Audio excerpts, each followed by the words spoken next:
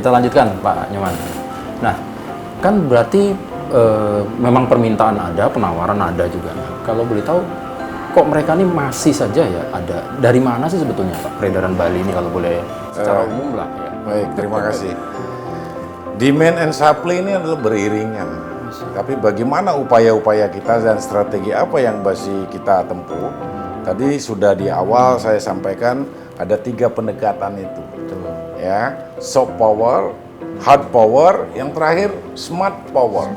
Smart power ini kita menggunakan teknologi IT untuk melakukan mapping ya terhadap pelaku-pelaku tindak pidana narkotika. Menggunakan segala macam IT, teknik kita menggunakan IT menelusuri melalui online dan sebagainya. Ya, jadi semua kita lakukan upaya yang pertama itu pencegahan dulu. Ya, preventif, represif. Sama ya kalau di kepolisian kan seperti itu. Betul. Nah kalau kita sekarang itu smart power, hard power dan soft power, hard power dan smart power. Kalau contoh nyata yang smart ini contohnya apa? Kalau yang untuk smart ini kita sering menggunakan pengungkapan kasus itu melalui IT. Karena modus operandi penyelundupan narkoba saat ini tidak hanya dilakukan dengan transaksi face to face, tapi semua menggunakan media sosial. Ya, media sosial. Jadi istilahnya kita namanya tapping. Jadi nomor-nomor yang kita curigai, kita akan lakukan pengawasan. Ya, kita melakukan pengawasan terhadap itu. Terdeteklah mereka. Ya, itu memang membutuhkan keahlian khusus yang tidak dimiliki oleh setiap orang, setiap anggota ya. Jadi kemampuan khusus itu. Jadi ada peralihan lah boleh dikatakan menggunakan online daring ini sekarang menjadi lebih waspadai lah. Iya, harus potensinya kalau tidak dicek dari awal ya ini bisa membuat bisa semakin besar.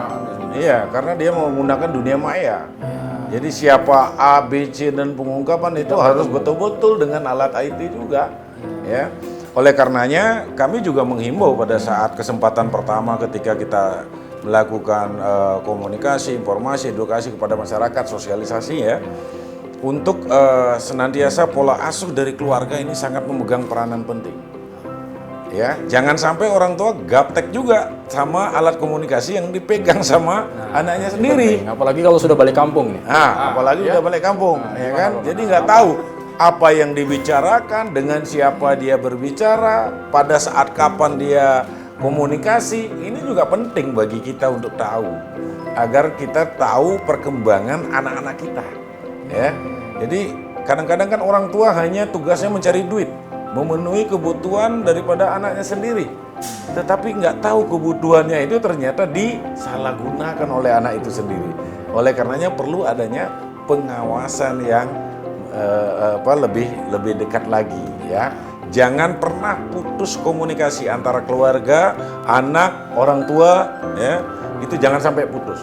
Semakin putus justru kita memberikan kelonggaran untuk mereka berpikir, berperilaku yang tidak sesuai dengan arah dan tujuan mereka. Jadi jangan cuek, sedikit kepo boleh lah orang tua ini ya. Kepo boleh. Boleh ya. Tapi kalau kepo yang positif adalah kembangkan potensi. Ya kan?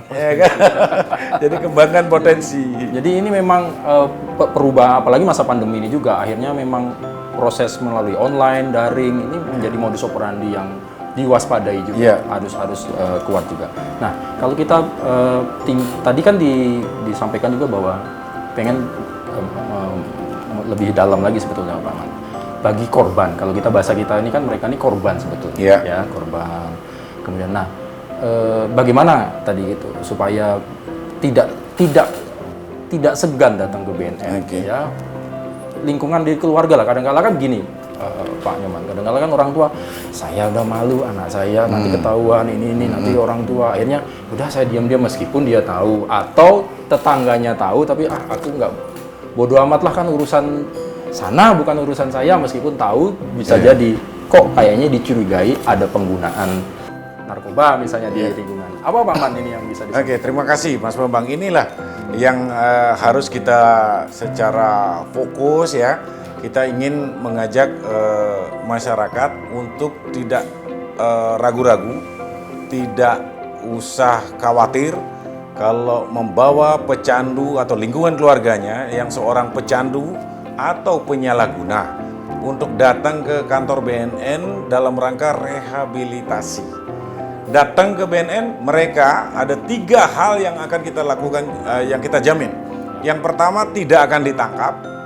Yang kedua, tidak akan ditahan, ya, tidak akan ditangkap, tidak ditahan. Yang kedua adalah privasi terjaga. Jadi bagi siapapun, ya, namanya, identitas itu pasti kita jaga. Ya, yang tahu itu hanya konselor.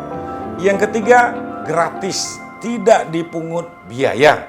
Jadi jangan ragu-ragu lagi untuk datang ke BNN untuk dilakukan rehabilitasi. Apa yang dilakukan dengan mereka, Pak? Misalnya sudah kita terima, datang, kemudian setelah mereka datang ke sini, ya, mereka akan kita terima, dan yang menerima ini nanti akan dikonseling oleh konselor-konselor yang dimiliki oleh kantor kita. Jadi konselor kita itu ada dari psikologi, ada background dari kedokteran, ya. Dan pendekatan-pendekatan pun yang dilakukan itu adalah melalui suatu kegiatan shop, mendekati dari sisi mentalnya, mindsetnya, and culture setnya, agar supaya dia tidak ketergantungan lagi sama narkoba. Melalui konseling itu akan kita tahu seberapa jauh tingkat kecanduannya dia. Ya. Yang kedua, apa yang menjadi canduannya, jenis narkotika jenis apa, ya. Yang ketiga, bagaimana pada saat dia tidak mendapatkan barang narkotika itu, apa yang terjadi sama mereka. Ini untuk mengetahui tingkat kecanduannya. Hasilnya itu adalah berupa bisa rehabilitasi, rawat jalan, ada berupa rawat inap. Nah, ada konseling rawat jalan ini, dia memakai pola waktu. Mereka datang ke kantor BNN, konseling. Setiap datang itu mereka akan dites urin kembali. Ya, dites urin apakah dia masih ada kandungan positif atau negatif, ya, jenis narkotikanya. Nah, demikian seterusnya. Kalau memang tingkat kecanduannya cukup tinggi, ya, dibutuhkan untuk dia harus rawat inap, maka kita akan rujuk bahwa apakah dia mau direhabilitasi milik BNN. Kan banyak nih, balai rehab di Lido, ya, Badoka, Makassar, ya, di Batam juga ada. Itu gratis semua, balai rehabilitasi BNN. Tapi di Bali juga ada, di rumah sakit, di dalam rumah sakit jiwa Bangli ada itu rehab. Ya, di samping itu juga ada yayasan swasta. Jadi di kita ada yayasan rehabilitasi yang milik swasta. Ya tentunya, ya, karena namanya swasta dia pasti berbayar. Tapi beda fasilitas kan gitu. Ada fasilitasnya juga beda, ya, makanan dan sebagainya. Yang paling penting nggak usah ragu karena memang penting sekali rehabilitasi ini, ya. Betul.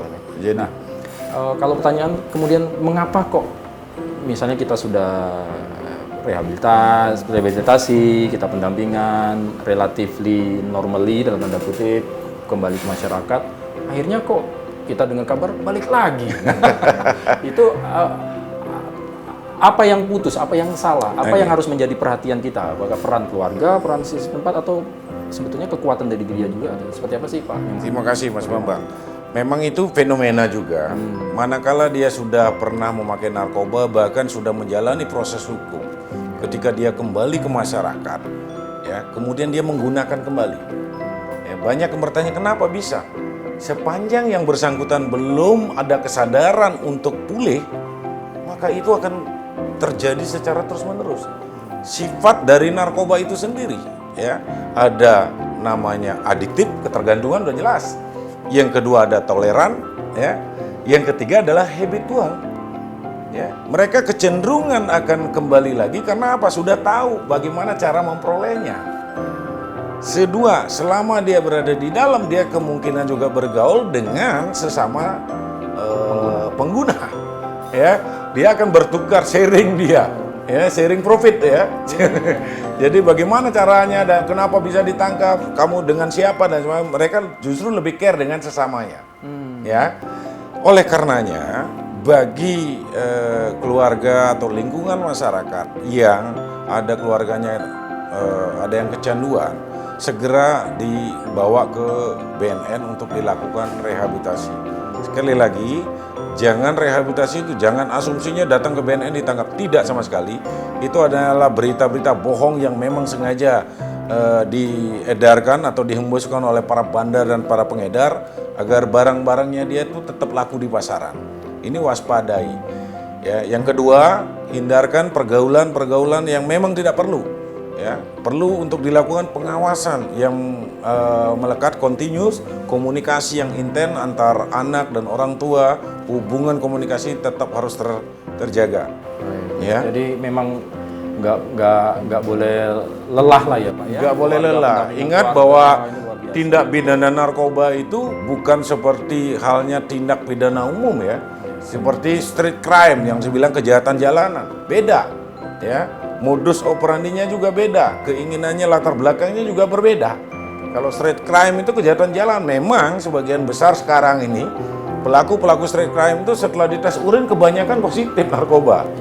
Ya karena dengan narkoba itu mereka sudah kehilangan mindsetnya.